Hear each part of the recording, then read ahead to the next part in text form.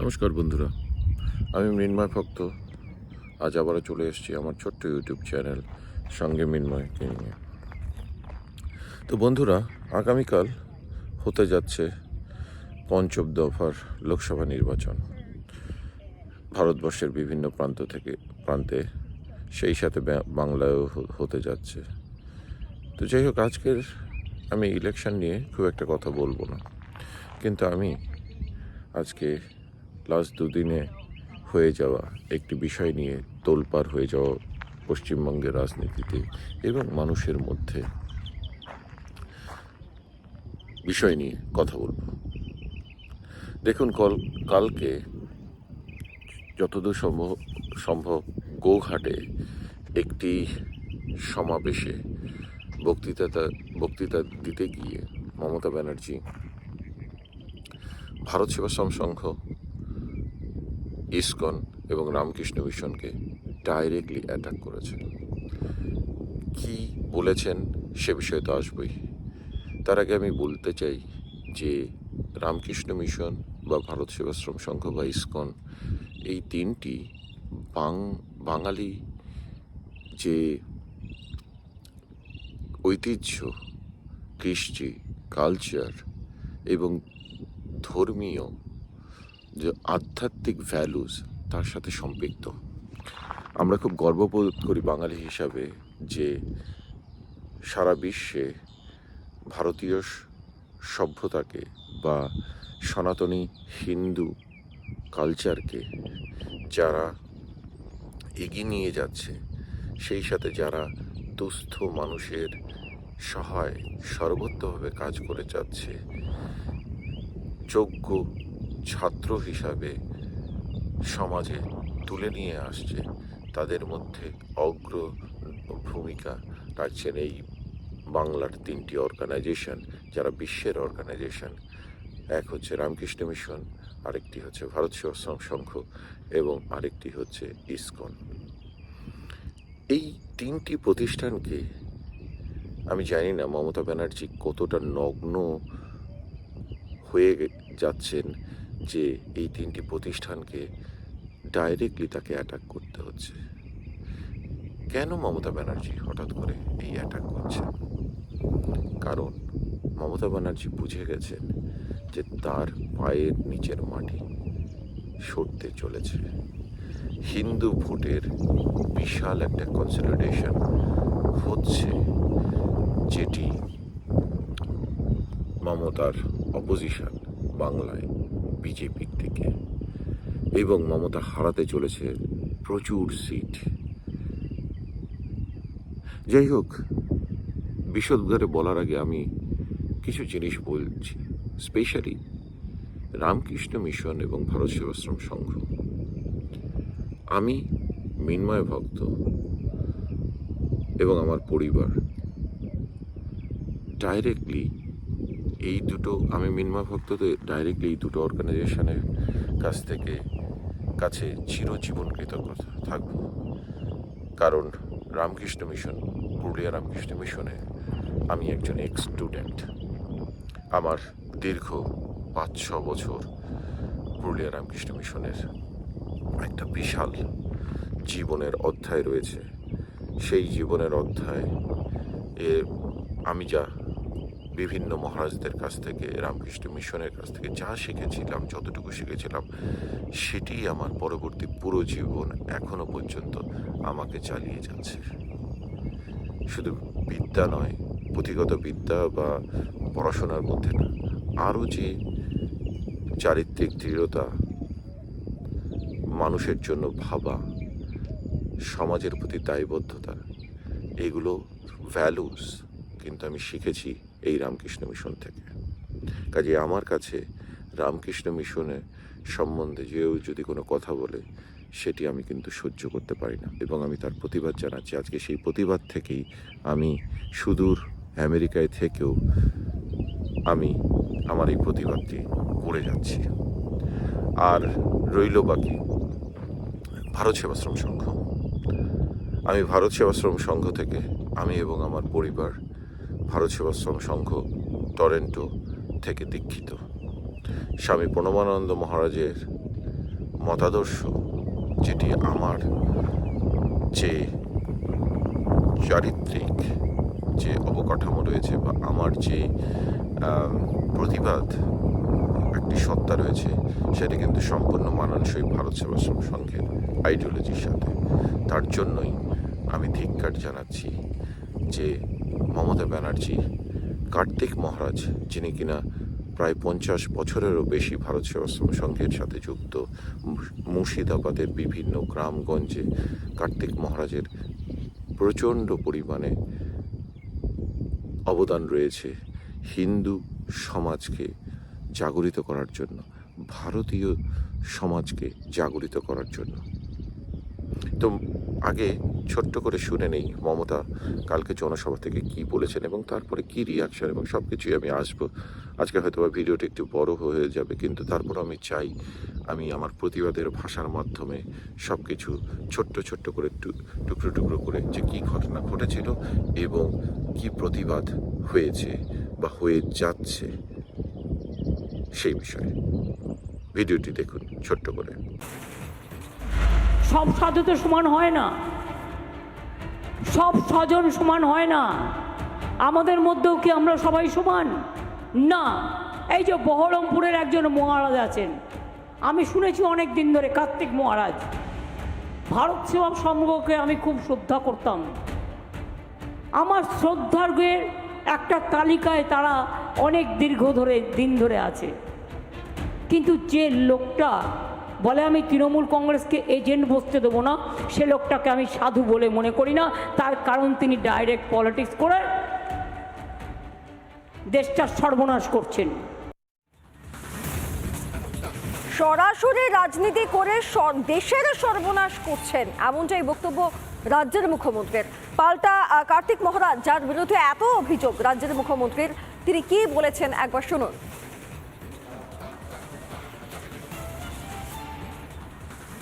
রাষ্ট্রবিরোধী কি কাজ করে ফেললেন আজকে বাংলার মুখ্যমন্ত্রী? আপনার নাম নিয়ে তো গোটা পৃথিবীর কাছে বার্তা পৌঁছে দিল। আপনি কি ভয়ঙ্কর কাজ করছেন, রাষ্ট্রবিরোধিতা করছেন, তৃণমূল কংগ্রেসকে হারানোর পরিকল্পনা করছেন। আমি তো ভারত সেবাশ্রম সংঘের সন্ন্যাসী, 50 বছর যাবৎ মুর্শিদাবাদে কাজ করছি।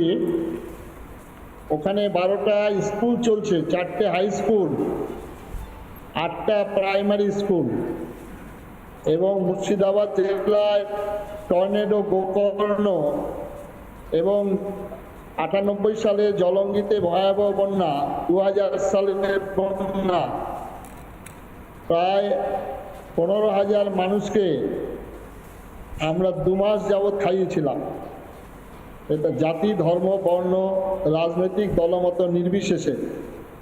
কিন্তু আমার ধর্ম, আমার সমাজ, আমার সংস্কৃতি যখন বিপন্ন হয়, আমি সেখানে আমার ধর্মের প্রচার প্রসার করি। আমি নিজে হিন্দু সন্ন্যাসী, আমরা কোনো রাজনৈতিক দলের দাবেদারি করি না। কিন্তু মমতা বন্দ্যোপাধ্যায় বলছেন, আপনারা বলেছেন তৃণমূল কংগ্রেসের এজেন্ট যেন না বসে, এরকম ভাবে দিকে দিকে বার্তা দিয়েছেন। উনি প্রমাণ দিতে পারবেন। আমার এখানে অনুগামী যারা আছেন, আমার সন্ন্যাসী ভাইরা যারা আছেন সমাজ, পশ্চিমবঙ্গের বিভিন্ন জায়গা থেকে প্রতিবাদ হবে, তারা আইনি পরামর্শ নিচ্ছেন। আমি কোনো জায়গায় প্রতিবাদ করবেন, এটা একটা ব্রেকিং নিউজ। আমরা কার্তিক মহারাজ, আপনি বলছেন গোটা বাংলা জুড়ে এই কথা বলার জন্য ভারত সেবাশ্রম সংঘ তারা প্রতিবাদ করবে এবং আইনি পথে যাবে। হ্যাঁ, যারা বাংলা জুড়ে, যারা আমাদের সংঘের যারা হিতৈষী, ভক্ত, অনুরাগী, বিশেষ করে মুর্শিদাবাদ জেলায় প্রতিবাদের ঝড় উঠবে।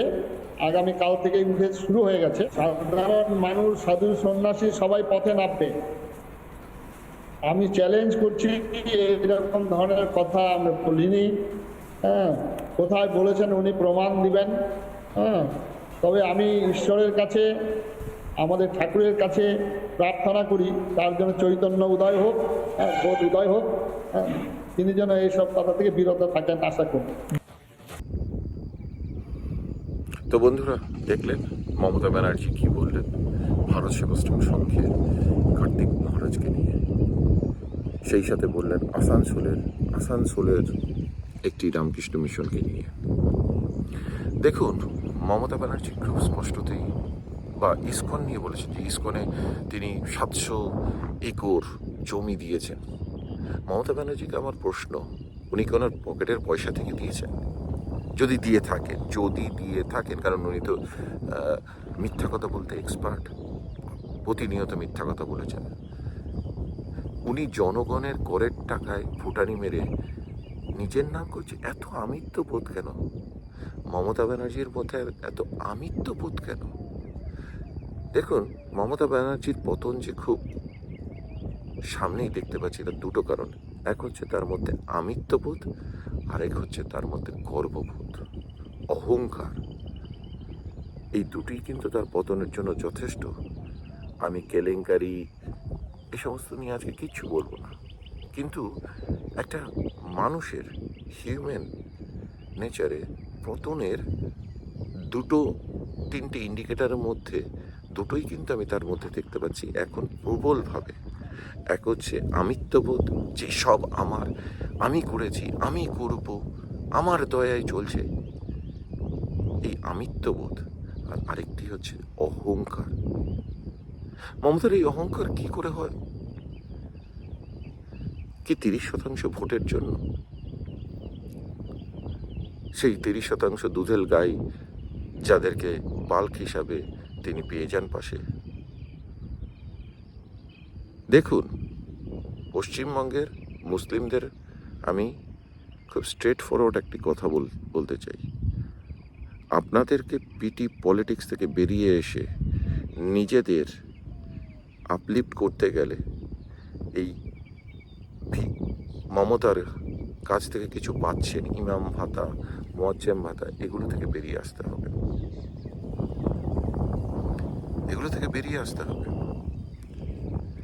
তো বন্ধুরা, যেটা বলছিলাম, কেন মমতা ব্যানার্জি মুর্শিদাবাদের কার্তিক মহারাজ নিয়ে বললেন?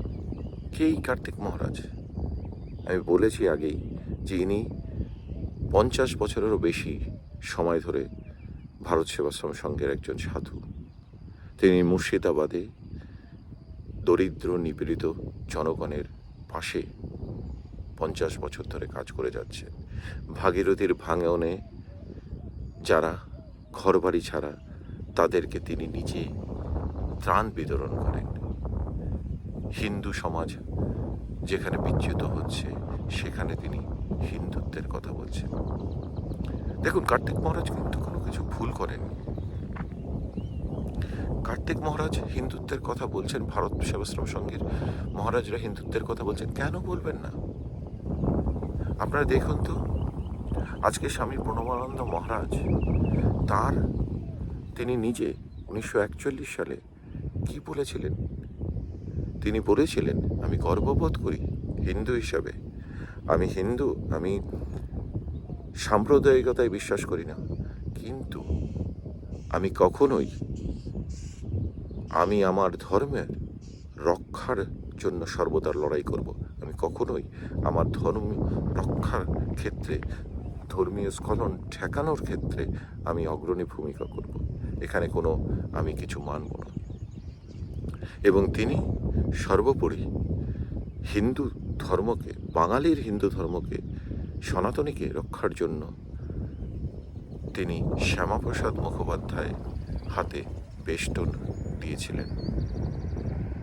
এই স্বামী প্রণবানন্দ মহারাজ যিনি ভারত সেবাশ্রম সংঘের প্রতিষ্ঠাতা। আমার ভেতরে যেরকম বিবেকানন্দ জাগ্রত, কারণ গর্ববোধ করি আমি রামকৃষ্ণ মিশনের স্টুডেন্ট, বিবেকানন্দের আদর্শে দীক্ষিত, ঠিক তেমনি স্বামী প্রণবানন্দ মহারাজের দেখানো পথে আমি গর্ববোধ করি যে আমি দীক্ষা নিয়েছি ভারত সেবাশ্রম সংঘ থেকে, যেখানে প্রচুর পরিমাণে মহারাজরা আছেন যারা ক্যারেক্টার বিল্ডের জন্য সমাজে হিন্দুত্ব যাতে নষ্ট না হয়ে যায় সেটিকে ধরে রাখার চেষ্টা করছে।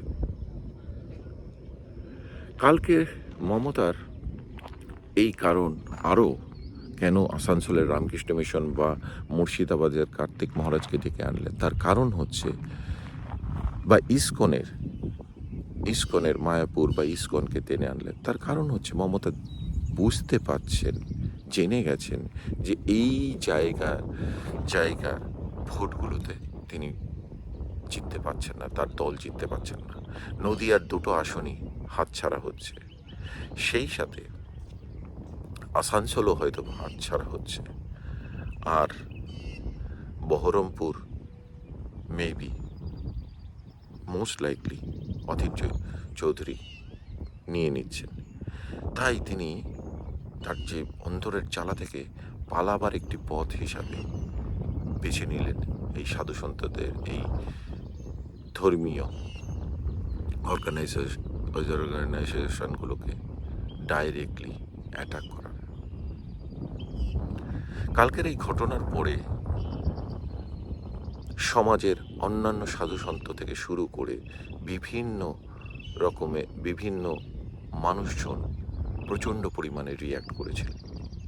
কি সেই রিয়্যাক্ট করেছিলেন ছোট্ট করে দেখে নিন। রাজ্যের বিরোধী দলনেতা শুভেন্দু অধিকারী তিনি কি বলছেন শুনুন। ইমামরা আবেদন করতে পারে, আর কার্তিক মহারাজ প্রতিবাদ করলে অসুবিধা। কোনো মঞ্চে, বিজেপির মঞ্চে তারা ছিলেন না। তারা এখানে সনাতন হিন্দুদের উপর আক্রমণের প্রতিবাদ করে।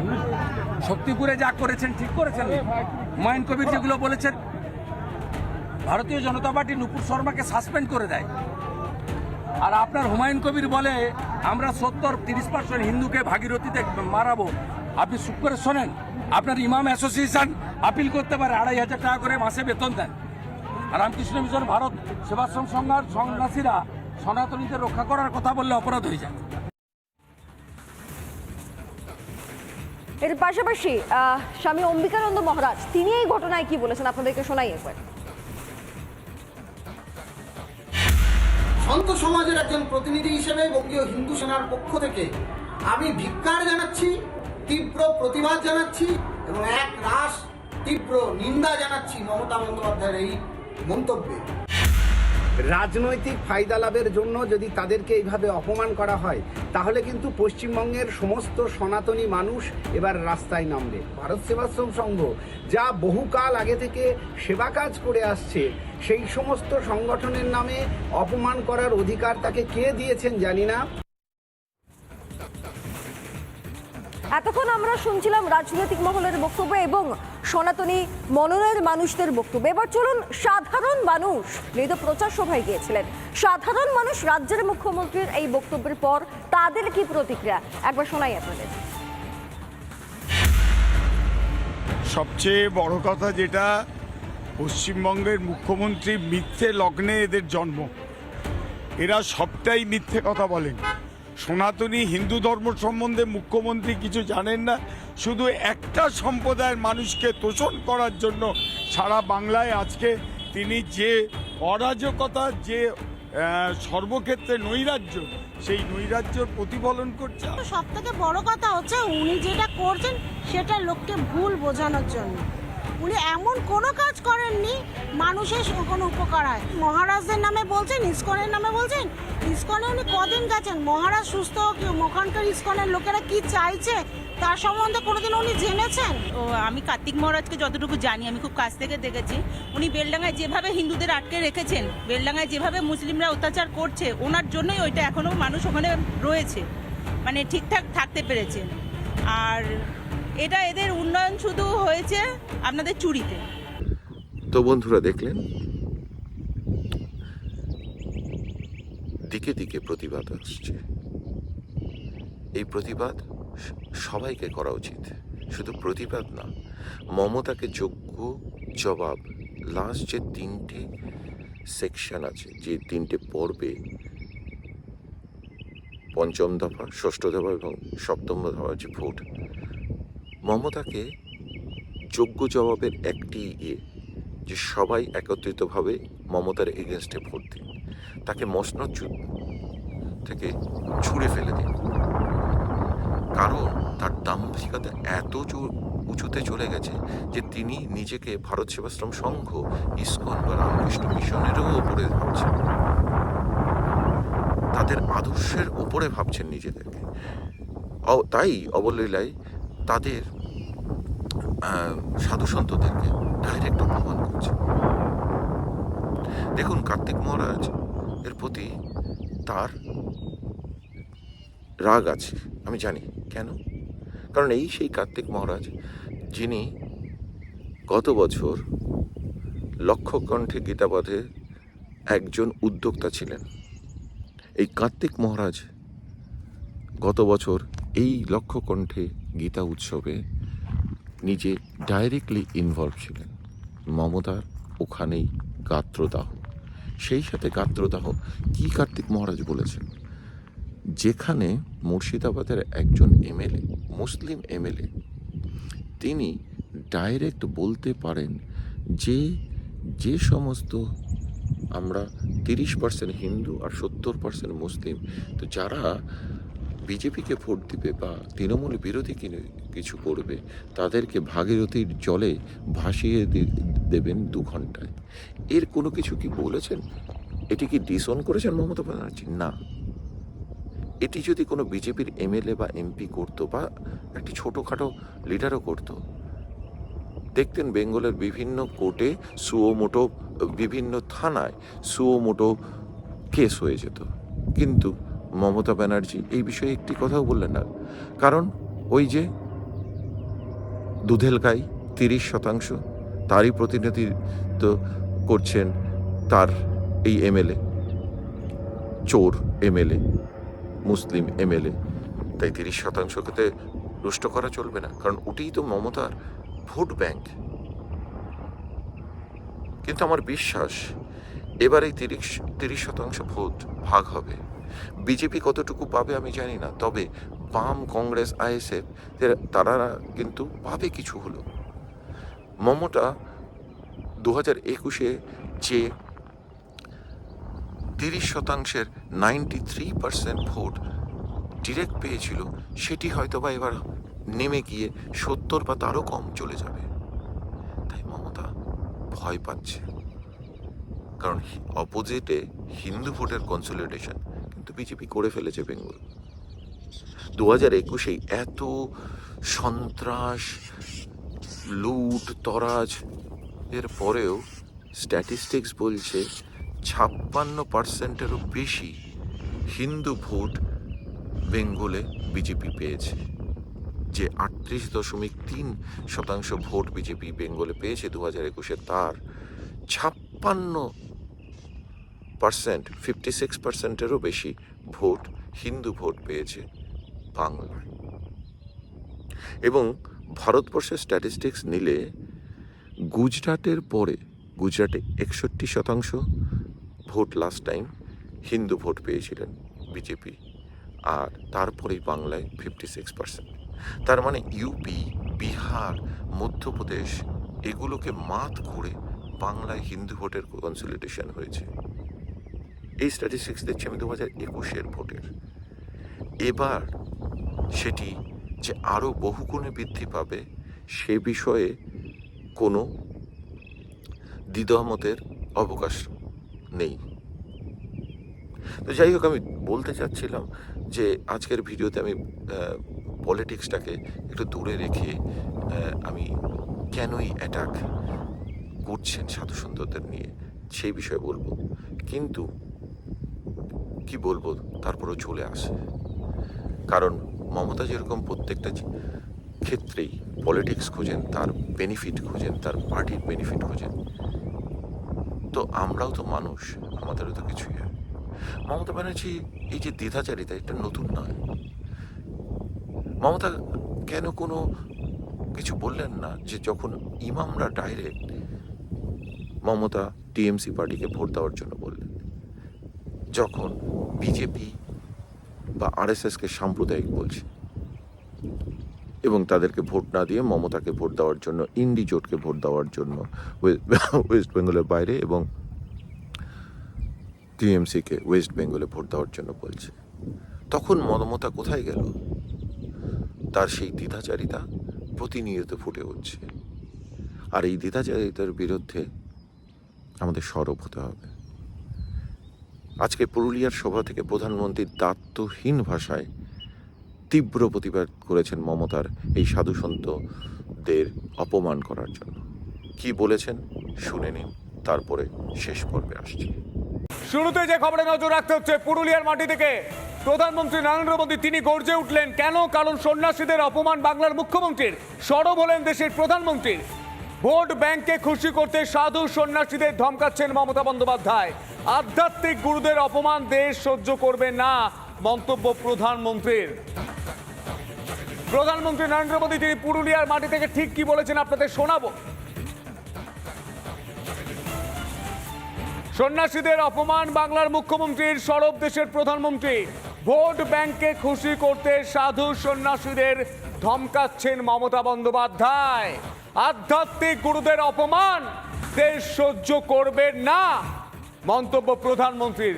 প্রধানমন্ত্রী পুরুলিয়ার মাটি থেকে ঠিক কি বলেছেন শুনবো।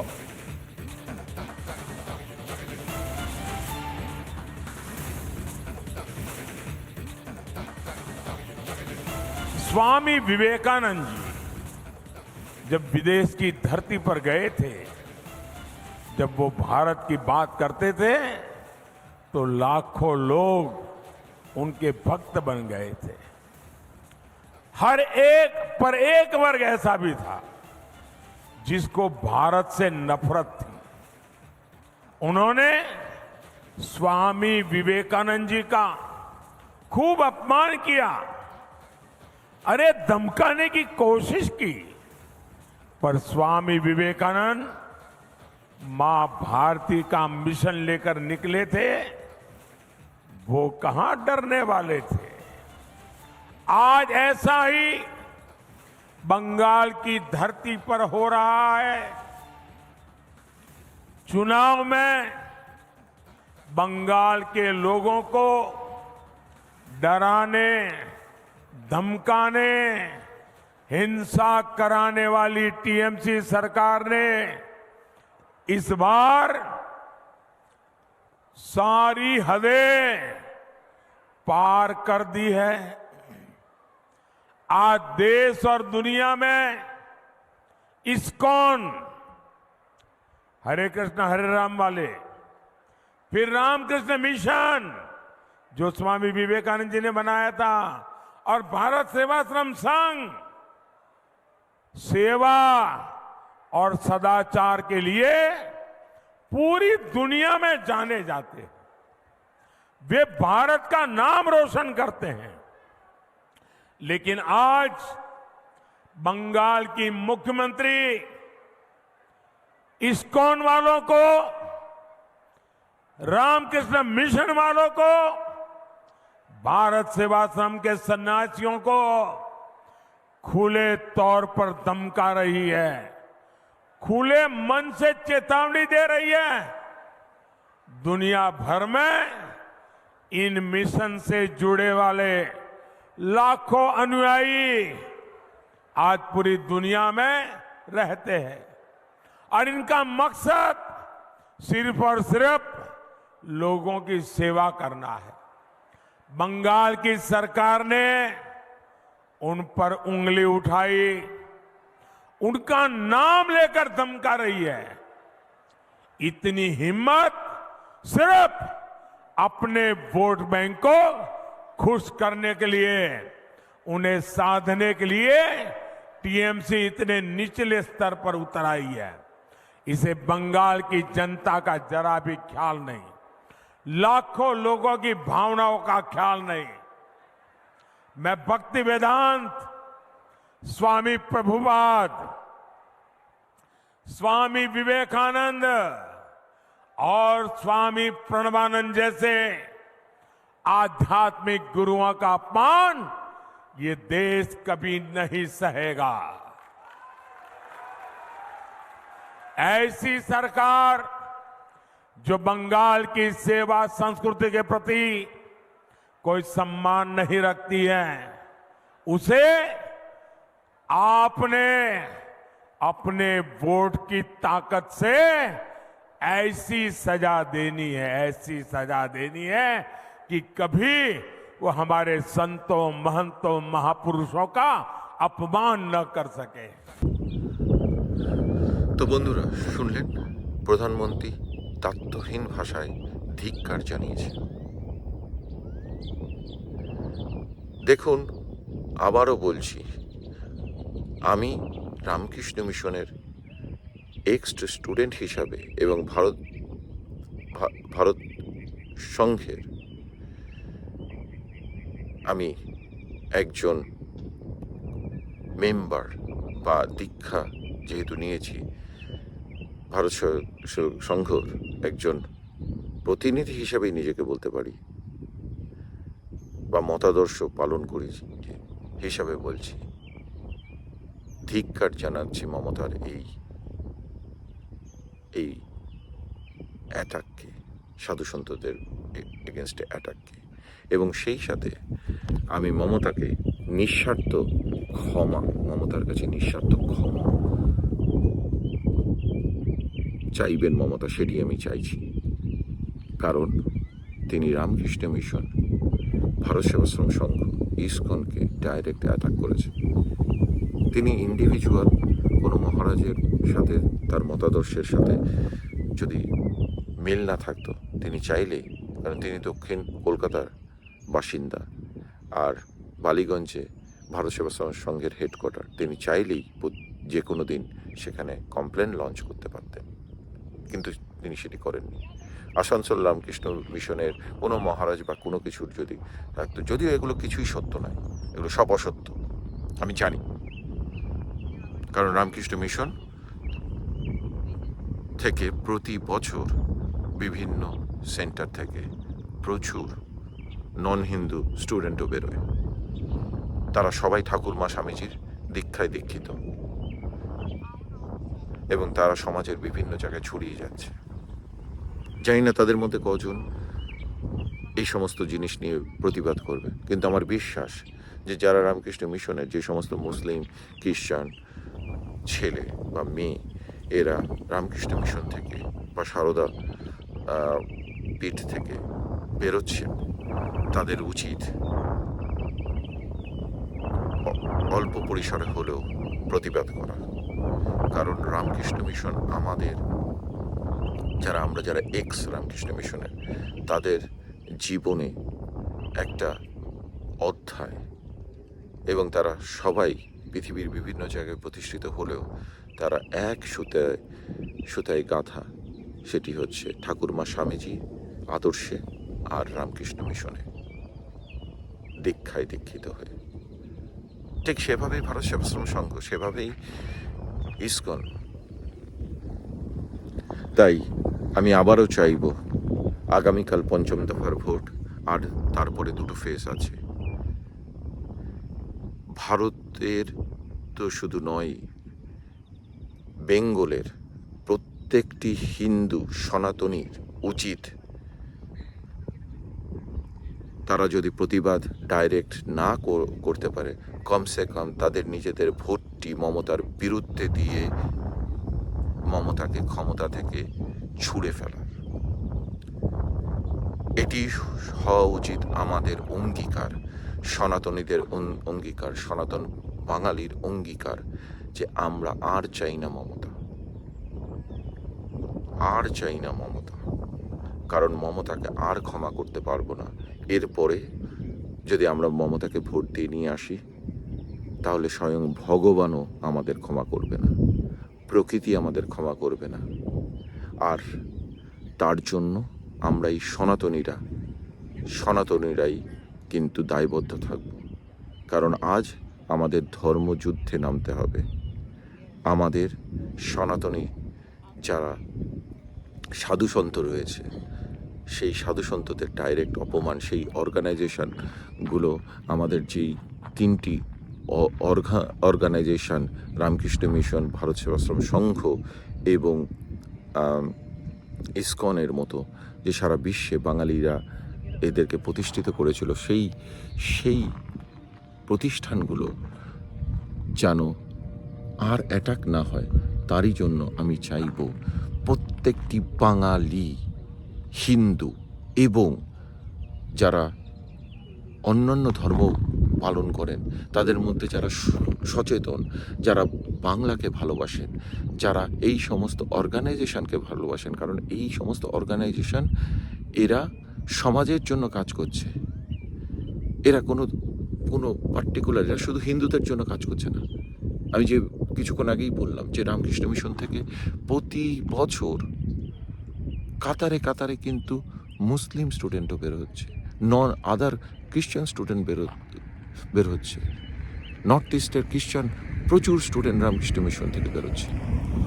আমাদের ইয়ারমেট প্রচুর ছিল, তারা কিন্তু হিন্দু না, কিন্তু তারা সনাতনী, তারা ভারতীয়। তাই বাংলার এই অবক্ষয় রোধ করতে দলে দলে মমতার বিরুদ্ধে বলতে আমি ডাইরেক্টলি বলছি, ভোট চাইছি বিজেপির হয়ে। আপনারা ভোট দিন, মমতাকে হারান, মমতাকে ছুঁড়ে ফেলুন। নয়তো পশ্চিমবঙ্গটা, আমি অনেক আগে থেকে বলছি, পশ্চিমবঙ্গটা পশ্চিম বাংলাদেশ হতে বেশি দিন সময় লাগবে না। কিন্তু অ্যালার্মিং হলো এই যে অর্গানাইজেশনগুলোকে মমতা শেষ পর্যন্ত টাচ করলেন এই পিটি পলিটিক্স নিয়ে। কাজেই সময় এসছে, আপনারা দলে দলে যান, রুখে দাঁড়ান, নিজের ভোটটি দিন, বিজেপিকে দিন, নরেন্দ্র মোদীকে দিন, জয়যুক্ত করুন। কারণ বেঙ্গলের এখন যে অবস্থা, সেখান থেকে উত্তরণ করতে একমাত্র বিজেপিই পারবে, আর কোনো পার্টি পাবে না। সবাই ভালো থাকুন, সুস্থ থাকুন, আনন্দে থাকুন, আর একটু চিন্তা করুন বাংলার কি হবে। 500 টাকা 1000 টাকা দিকে না তাকিয়ে কিছু করার চেষ্টা করুন। যেরকম আমাদের স্বামী বিবেকানন্দ, স্বামী প্রণবানন্দ মহারাজ যেরকম নিজেদেরকে সনাতনী হিসাবে গর্ববোধ করত, তেমনি আমাদের সবার উচিত নিজেদেরকে সনাতনী হিসাবে গর্ববোধ করা, এবং যারা সনাতন বা হিন্দুত্বকে ধরে রাখতে পারে না, আঘাত আনে, তাদেরকে ছুঁড়ে ফেলার দিন চলে এসছে। ভালো থাকুন, সুস্থ থাকুন, আনন্দে থাকুন, আর লাইক শেয়ার করুন আমার ছোট্ট ইউটিউব চ্যানেল সঙ্গে মিনময়কে। নমস্কার।